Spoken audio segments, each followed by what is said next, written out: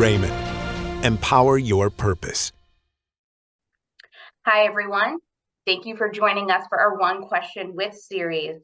I am Rena Saltzman, and I am on the marketing team here at Rehmann. And today I am joined with our certified fraud examiners here at Rehmann, Tony DeVito and Avi and And today we're going to talk about one question that we think is crucial for organizations to consider. Recently, Avi and Tony wrote an article about embezzlement and internal controls. And we want to dig into this content a bit more. And so what we're going to do today is talk about one main question that they can bring us into further that will help benefit you and your organization, especially in these uncertain times. And this first question that we are going to talk about is, what does it mean for an organization to have internal controls in place, and why is it more important than ever? So first, before we dig into that, we're going to break this down a little bit, and we're going to look at this question here and talk about the recession, and risk. What does this mean for organizations? And Tony, if you could answer this question, it'd be very helpful. If we have to take a step back and look at the market and what the organizations are facing today, especially with recession in conversation, is there an escalation in risk, and why? Can you talk to that a bit? Sure, Rena, thank you for asking the question. Yes, we tend to see an uptick in fraud-related inquiries as economic conditions become more difficult. This is really a perfect time for a company to review its internal control environment. As we head into recessionary environments, one thing I generally recommend is an internal control assessment. In such an assessment, a certified fraud examiner or CFE could provide insight and recommendations as it relates to improving controls.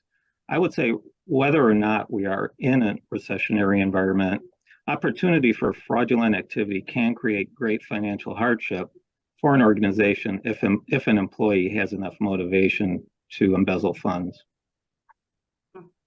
Avi, do you have anything in regards to that? Do you see an uptick in risk, or are there any trends around embezzlement when we look at the market right now? And thank you, Rena, for having me on today. I think to go on with what Tony said, the impact of in this particular type of economic climate, obviously businesses are feeling the crunch, but it also extends down to at the employee level. So when there's opportunity by not having a strong control environment, you're also looking at one of the elements of the fraud triangle, which is need. And when employees are feeling the effects of the recession and also cutting costs at home, the rationalization and the potential for actually carrying out this fraud is also going to go up as well. Mm-hmm. Yeah. I'm going to take this a little bit further. You mentioned the fraud triangle. Can you give us the elements of what that fraud triangle is? Sure. The fraud triangle was developed by Donald Cressy, and for fraud within business, it defines it in three elements. One is the opportunity that an individual will need to commit fraud. The second is a rationalization, that there's some reason that they feel that either they're owed something by the organization or that they're able to justify committing the fraud. And finally is some sort of financial need. They need to have something going on in their life, either a vice that's driving it or some sort of feel for, or some sort of reason requiring their belief that they should try to unduly enrich themselves by stealing from their organization. Thank you for sharing that. That was something that I did not know and I wasn't fully aware of. And I think it's also many of the people who are listening today probably weren't aware of those different elements and what can motivate fraud and what can be a motivator there. I want to talk about now understanding that there are risks at hand, and knowing that there are some stats you guys had mentioned before, that in organizations that have employees, 150 employees or fewer, tend to be targets for embezzlement. There can be an up to 80% of these types of organizations who are 150 employees or lower can have embezzlement. So when we understand these different risks and know that there's these stats at hand, what is one thing that an organization can do right now that would be a first step into looking at their environment and seeing if they're at risk? I know, Tony, you had tapped on that a bit with the assessment. Can you talk about that a bit more? Sure, Rena. Yes, an assessment can really do two things. It can help an organization understand its procedures and policies, basically a documentation of how they do things, and also identify risk areas where embezzlement could occur. I think the number one area to address for these smaller entities or medium-sized entities is really access to cash through various means. I think most fraud starts with very small amounts of embezzlement as that employee or person is testing the system to see if they can get away with things. And without scrutiny, the situation can easily snowball into much larger fraud events and last for years, actually. Wow.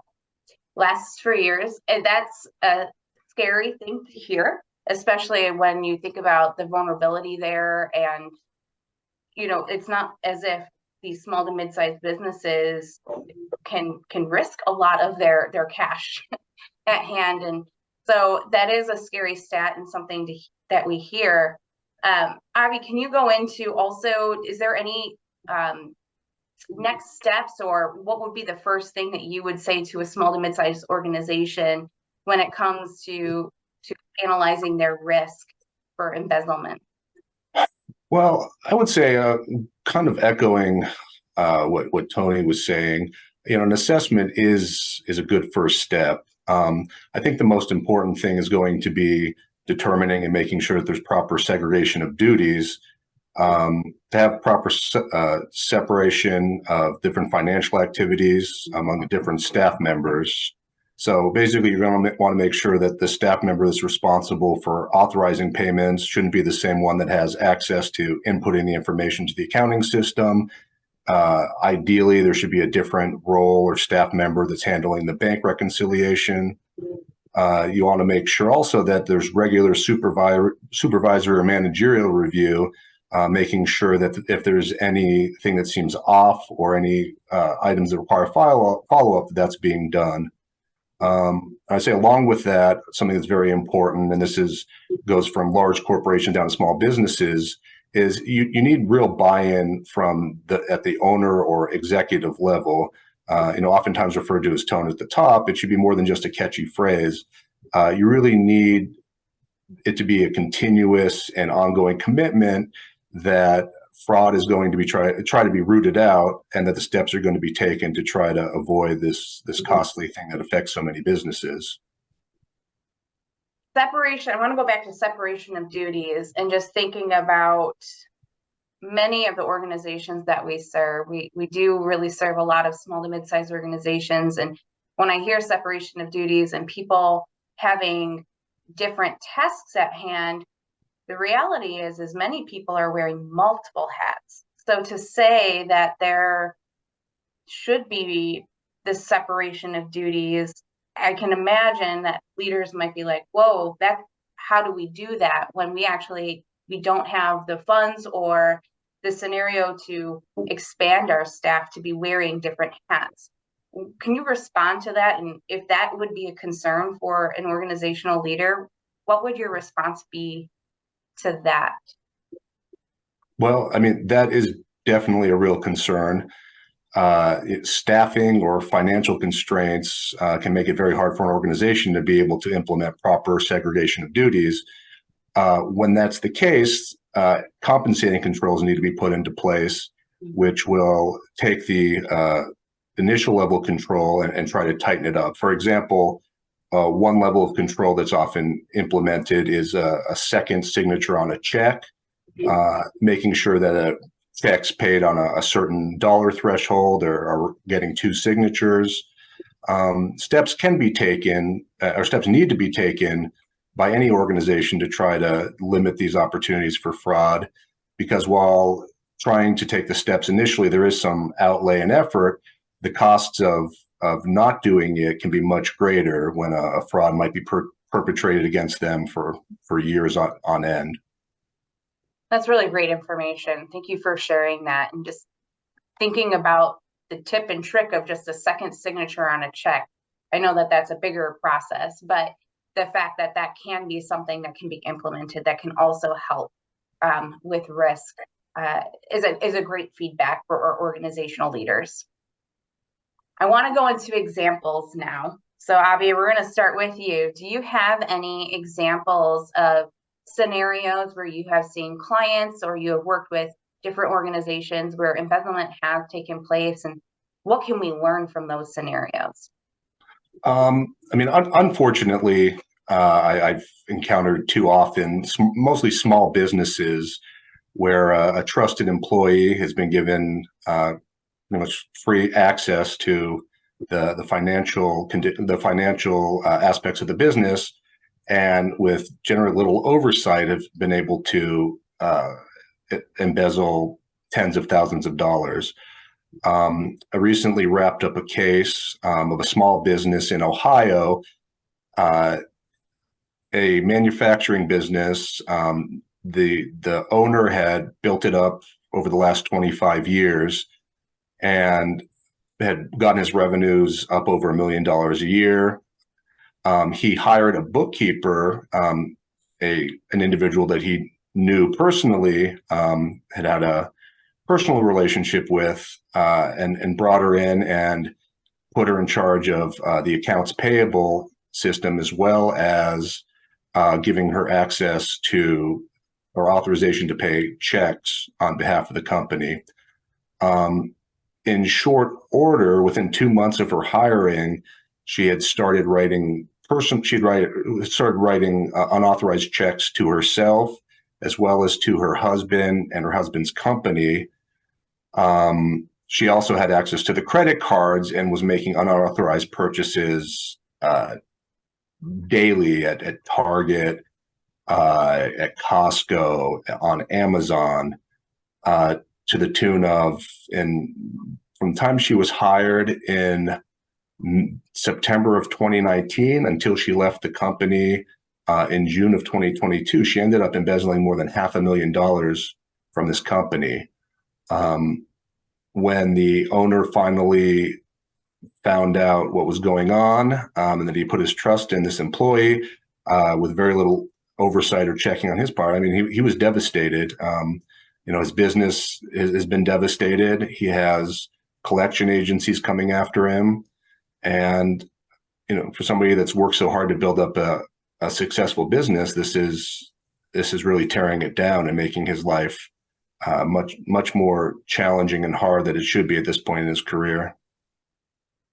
Wow, that's really hard to hear, but I think that there are many individuals out there that have been putting their heart and soul into their business over multiple years, and just to understand that even some of those who are most trusted, or we feel are most trusted, can also be the ones that bring in the most risk. That's a really interesting story, and thank you for sharing that. Tony, do you have any examples that you can share with us as well about embezzlement, or anything that we can learn from those scenarios? Yes, Rena, I do. Same situation with me. I run into many small businesses where bookkeepers have opportunity to write checks to themselves, do extra payroll checks, pay their own bills to vendors that are personal. I do recall one case where this was unique. There was a loan officer of a small bank that was able to refinance loans without scrutiny and was embezzling customer funds. That situation could have been avoided had the bank performed an analysis of its controls and determined that supervisors did not formally approve the loan packages. Simply implementing tighter lending procedures could have prevented this. This fraudulent activity was actually discovered through a whistleblower and might have continued for years if the whistleblower had not come forward. Wow, that's interesting to hear. I mean, do you see it where there are multiple whistleblowers, or is it really kind of too late for most scenarios when you guys finally come in. Interested to hear about that process. Is it you come in on the aftermath, or is it when you feel like there's a inkling that something might be going on? Well, any size organization really should have a whistleblower process and policy where posted on walls, where call this number or email this anonymously. A lot of those whistleblower systems are anonymous and they're 1-800 numbers. But having that in place with knowledge that all the employees know that this is a policy, that can help prevent and catch fraud much earlier, because the whistleblowers usually have a grudge against other employees who might be taking money and just want to report on them. So I think whistleblower policy is one easy method of, preventing and finding fraud earlier. That's really great information to know. So if a lot of you who are listening, if that is a policy or if that is a process that you don't have in place, that's definitely something to consider, is having that whistleblower process in place for your employees and for the organization to make sure that you're mitigating the risk. Now we're going to wrap this up. We've had a great conversation here. Now, as we look to the year ahead, and we were looking at what are next steps for leadership teams. So what are things that they can implement currently or implement right away that a leadership team should consider? We talked about the assessment. Let's wrap that up though. And can you give us a couple of things that they can do right now as they walk away from this video? Tony, can you lead us into some of those next steps? Sure, Rena. Leadership of any organization should understand its vulnerabilities and implement control processes or technology in order to mitigate control risks. Larger organizations tend to utilize technology to address risks, but there are many technological advances in smaller accounting systems to help small and medium-sized entities to compensate for lack of staffing, for segregation of duties. These technologies allow for multi-level approval of all payments, basically, vendor setup approvals, approval of payroll processing runs. I would say that just having two sets of eyes on each transaction or utilizing technology to compensate for not having multiple people can go a long way in protecting an organization's assets from embezzlement. Understanding your organization's vulnerabilities, implement control processes, or leveraging technology, having extra set of eyes. Avi, do you have anything that you would add to that? I think Tony stands where it is. Well, as we look at everything that we learned here today, we're so thankful for Tony and Avi for joining us and giving us their wisdom around embezzlement and control risks that small to mid-sized organizations are facing daily. And a couple of things that we learned is that leadership teams truly need to have buy-in into this process. That whistleblower policy is something that you can put in place. You can have an extra set of eyes by bringing in a consulting agency to help with that. You need to understand your organization's vulnerabilities, implement internal control processes. There's opportunity to leverage technology. There's so much that you can do to help mitigate any type of risk that your organization might be facing, especially as we go into these uncertain times. So thank you so much, Tony and Avi, for joining us. We appreciate your time and everything that you told us today. And we hope that all of you here that have been listening will take into consideration the learnings that we've talked about here. If you have any questions or want to talk to Avi or Tony, we'll have their contact information for you available within the article below. Thank you all. Have a great day.